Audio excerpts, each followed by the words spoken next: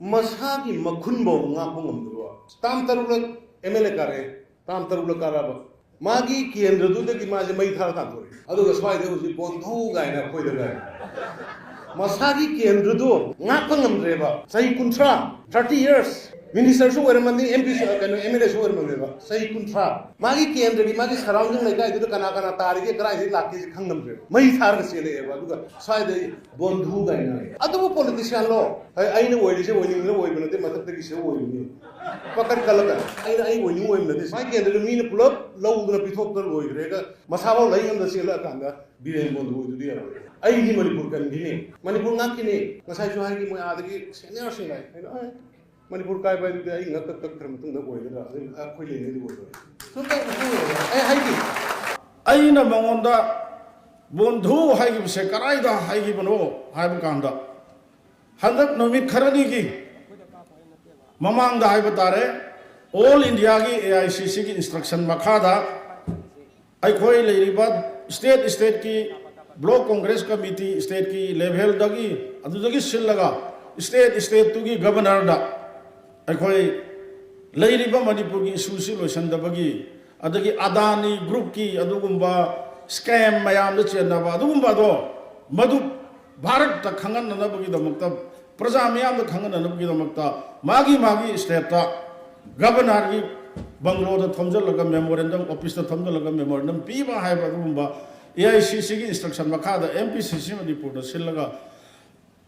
वांगथोकी ब थौरम अमदा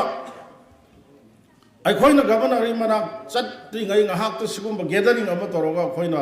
इशू सिंग असिगी मतंग द नैनबसिदा Mahakse aina chief minister amo oibagi tawham thokba duty tawba khangre bharat ki samvidhan na constitution na chief minister amadu piriba power do madu masin bangamdre manipur se mangba tare mutpa tare nang chief minister thado bondhu hairu bane hayeng oining su irang pharakanda amuk nang lago oiro hujiti nang se irang silakta bangam dramina matam khara potharo haina maduda ina bondhu ko gi bane ba madu gi bondhu do madai du da ina pham tha do haiba ma injal lu bodo adu da ne ba ma no bondhu haidra pan bado swai law se adu ni huju viral oi se ai ma onda bondhu ko se ihan han bada ai se mayam tam taruk la kajare ai yam be mo bigi matung ilak tam mangarak sore aham bagi dei BJP da karak bane BJP the यहाँ ना कारकपा ताम सिदा श्री बीरेन से खबर की थबक तौल रमे वास अखोई से मतम दुगी अखोई की थोंजू केंद्र दे कारंबा धनंजय याम धनंजय न स्पीकर ओय अदो लायोय खरबा हन मोन उपा मचा न चीफ मिनिस्टर ओय मधुगी सरकार दो अखोई सु आम कारक पदुदा ओपोजिशन द लई अदुगी सरकार थुगाय बगी केम तौन बदा स्पीकर की बंगलो ओइरिबा हानगी अरिबे असेंबली की अवांग थंगबदा लइबा अदुगुंबा बंगलो दा हुजिकि जज अमगी ओइग्रा मरुदा अगोइसे केम तौवे मधुगी केम तबदु मोय पाव लोबला ए पाव की रिपोर्ट खाइगद्रा अदो लापुरदा आई मको खरा तांगरुदा तादा बिरेन न कौरुरे अदो मान ए चही क्या सुरगे न चही हंगरे अदो चही यामना हन्नब नते कंटेम्पररी नि अदुना भाई बंधु न दुम कौनसी मिंग कौनसी कछु काइदे हाइबदुदा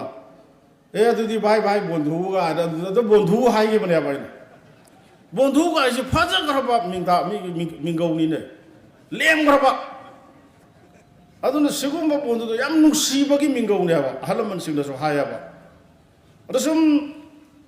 मासु कराइदे न 2002 की इलेक्शन दा अखोई की मिताम पोल हाई तारे मरक की ओइबा डिजॉल्व तोखिबा दु वोट कारक्तना DRPP दगी सिंजंग बायरग मणिपुर कंदोर मेना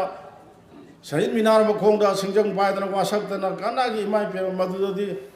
कंद कलदो बोइनिंगी यामना थमोय सेंबसु माले बा मयाम मादा वासक्तना अदुना खोई तामुई बो बिगी मखादा अमुक मादी DRPP द कार कांग्रेस द चेंसल लखिबने बा मतमदुदि 10 शेड्यूल लेत्रि अमा लेत्रि तौदना तौबदगी सम भाई भाई बंधु न तौना बदुदा सम हुजिक सुन दुसीदना आई हाना तिनर मनिना बंधु हाइदना आई कौखिबने aduna Honorable Chief Minister Mr. Birel adona bondhu ko honingdra bani na song ko roi Mr. Birel na i ko jara ge wa ngang bu sida ai mention to jara ge sugunu kendra gi matang da kam haina hai mana kuki na mai tharaga talak padagi chelak khawa hai ba ise aduga sugunu kendra hundo maga chela ga imphal sida laga ai gumba ma do bondhu ga haidra aduga wa ngangri ga da munna khalo ai no oiriba pham chief minister se laibak sina tamdra oirimi ga na marai batga pak thai ba yang bi oba viral orido aina kari barang bi da makta chief minister oiba to o hari se kalak padagi hairi bra mana kalak padagi kalak kano se ai laibak ta tambo jina kalak kano ga haiba gumba ai kalak pagi haib nate mawon kalak ngai sulaite cyber crime fail oire intelligence department na pau pirak ta ba tha tara manga phare aduna manipur ki praja da complaint taro ga khang manga chief minister sibu to haida din oyo haiga dro praja sai adu dane aina chief minister to o bondhu lepa loi ba tare hayem isla ka dam oyo na haiba du na ba